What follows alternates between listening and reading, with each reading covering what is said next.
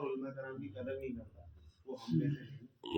بھائی ہم آپ صلی اللہ علیہ وآلہ وسلم کی ایک ایک حدیث پر جو ہے نا وہ عمل کرنے والے بن جائیں، اور 100% یہ سوچے کہ یہ آپ کی جو باتیں وہ 100% میرے اندر کیسا ہے، اور ہمارا ہر نیک عمل جو ہے نا وہ خالص اللہ رب العزت کی رضا کے لیے ہم ادا کرنے والے ہیں۔ کہ میں نماز پڑھ رہا ہوں تو یہ اللہ رب العزت کے لیے، علم حاصل کر رہا ہوں تو اللہ رب العزت کے لیے، اور ذکر کر رہا ہوں تو اللہ کے دھیان کے ساتھ، بالکل دھیان جما کے مجھے اللہ دیکھ رہے ہیں، اللہ میرے ساتھ ہیں، ایسا دھیان لگ جائے، اور ہمارا ہر عمل جو ہے وہ خالص اللہ کی رضا کے لیے ہو۔ تو اللہ کہتے ہیں بھائی ایک کھجور کا دانہ جو ہے وہ اللہ کی رضا کے لیے صدقہ کر دینا تو اللہ رب العزت احد پہاڑ کے برابر جو ہے وہ بڑا چڑھا کر اس کا ہمیں اجر دے، اور احد پہاڑ برابر جو ہے وہ سونا چاندی ہم نے ریاکاری کسی کو دکھلاوے کے لیے جو خرچ کر دیا تو قیامت کے روز جو ہے وہ ہمارے لیے پکڑ کا باعث بن جائے گا۔ اس کے بعد بھائی ہم خود بھی نیک کام کرتے ہوئے دوسروں کو بھی نیک کام کی دعوت دیں، خود بھی برائی سے بچتے ہوئے دوسروں مسلمان بھائی کو بھی برائی سے بچانے کی محنت کوشش فکر کریں۔ ہم سب کا ایمان ہے، عقیدہ ہے کہ آپ صلی اللہ علیہ وآلہ وسلم جو ہے وہ آخری نبی ہیں، اب کوئی نیا نبی جو ہے وہ اس دنیا میں تشریف نہیں لائیں گے۔ تو یہ ختم نبوت کے طفیل، یہ کار نبوت والا کام جو ہے یہ ہر کلمہ گو کی ذمہ داری ہے۔ اب تو ہمارا ایمان ہے نا کوئی نیا نبی اس دنیا میں نہیں آنے والا، تو اب جو مسلمان بھائی ہیں، جو غیر مسلم ہیں، جو اللہ سے روٹے ہوئے ہیں، جن سے اللہ کا تعلق نہیں، تو ان سے اللہ کا تعلق کون بنائے؟ آخری حجت الوداع کے موقع پر آپ صلی اللہ علیہ وآلہ وسلم نے سارے صحابیوں کو اکٹھا کیا اور کیا فرمایا؟ کیا میں نے تم تک دین پہنچا دیا؟ فرمایا آپ نے دین نہیں پہنچایا، آپ نے دین پہنچانے کا حق ادا کر دیا۔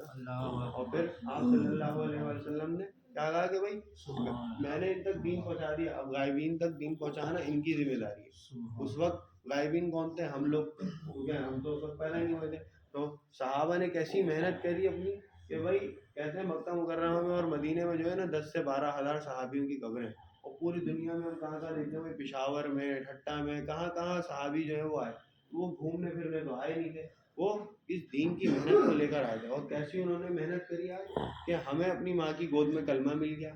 تو صحابیوں نے اس اور ایسی محنت کری تھی تو ان کو اس کلمے کی جو ہے نا مٹنے کا غم تھا۔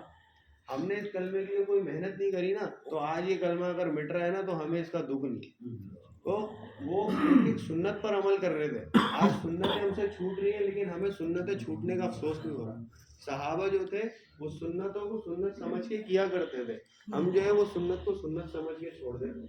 یہ بھائی فرض پڑھ لیے تو بھائی ہم نے بہت بڑا احسان کر دیا۔ تو ہمیں سنتوں پر عمل کریں گے تو بھائی ہمارے لیے دونوں جہانوں میں کامیابی ہے نا۔ تو بھائی اس کام کو سیکھنے کے لیے جو ہے نا کلمے والی محنت ہر بندے کو کرنی ہے، یہ ہماری ذمہ داری ہے، اپنی ذمہ داری سمجھتے ہوئے کرنی ہے۔ تو بھائی اب اس کام کو سیکھنے کے لیے جو ہے نا بزرگوں نے ترتیب بنائی ہے کہ بھائی جس بھائی کے 4 مہینے نہیں لگے وہ پہلے 4 مہینے لگا کے اس کام کو سیکھے، کیونکہ اس کام کو 4 مہینے لگا کے سیکھے گا تو اس کو اس کام کو کرنے کا طریقہ آ جائے گا کہ بھائی کس طریقے سے اس کام کو کرنا، کیونکہ نبیوں والا کام ہے تو اس کام کو پہلے سیکھنا پڑے گا۔ پھر اس کے بعد جو ہے وہ اپنے مقام پہ جا کے 5 اعمالوں کے ساتھ اس کام کو کیا جائے۔ 5 اعمال کیا ہے بھائی؟ مسجد کا مشورہ اور گھر کا مشورہ، مسجد کی تعلیم ہے، گھر کی تعلیم ہے۔ دن والے دن جو ہے وہ مقامی گشت ہوتا ہے، اور اتوار والے دن یا بعض مسجدوں میں جمعہ والے دن جو ہے وہ بیرونی گشت ہوتا ہے۔ تو یہ 2 گشت ہو گئے ہمارے، اور مہینے کا 1 سحر ہوگا۔ یہ 5 اعمال ہیں، اس 5 اعمالوں میں لگیں گے تو ہمارے لیے جوڑنا جو ہے وہ آسان ہو جائے گا۔ تو بھائی ان اعمالوں پہ جوڑنے کی اپنی ترتیب بنائے نا، اور اللہ کے راستے میں خروج کرے، اس کے لیے اپنے ارادے فرما لیں۔ انشاءاللہ میرا بھی 4 مہینے کا ارادہ ہے۔